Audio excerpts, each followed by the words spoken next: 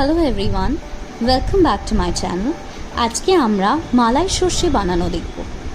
এই রেসিপিটা বানাতে আমাদের কি কি লাগছে চলুন দেখে নিই। প্রথমে 250 গ্রাম বড় চিংড়িকে ক্লিন করে নিয়েছি।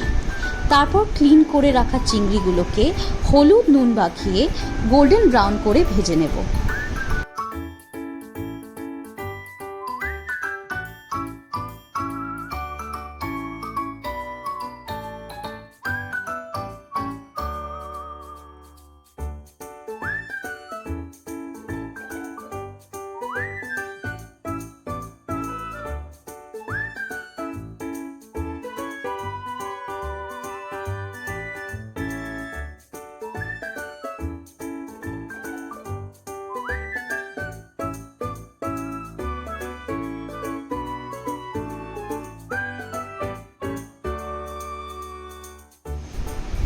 একই তেলে 1 টিস্পুন ঘি দিয়ে গরম মশলা ফোড়ন দিয়ে দেব।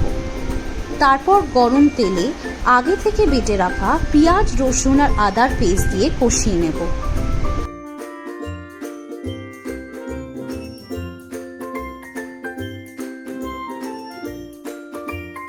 অল্প কষানো হয়ে গেলে তার মধ্যে 1 টিস্পুন টমেটো পেস্ট দিয়ে আবারও কষিয়ে নেব। তারপর একে একে 1 টিস্পুন ধনে গুঁড়ো, 1 টিস্পুন জিরে গুঁড়ো, 1 টিস্পুন কাশ্মীরি মির্চ গুঁড়ো, 1 টিস্পুন হলুদ, স্বাদ অনুসার নুন, 1 টিস্পুন গরম মশলা গুঁড়ো,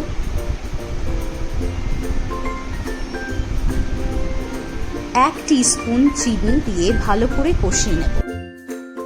তেল ছাড়া শুরু হলে 3 টেবিলস্পুন ছেঁকে রাখা নুন আর কাঁচা লঙ্কা দিয়ে কালো সর্ষে পেস্টের জুস আর 2 টেবিলস্পুন শুকনো নারকেল কুড়ো দিয়ে চিংড়িগুলোকে অ্যাড করে নেড়ে নেব।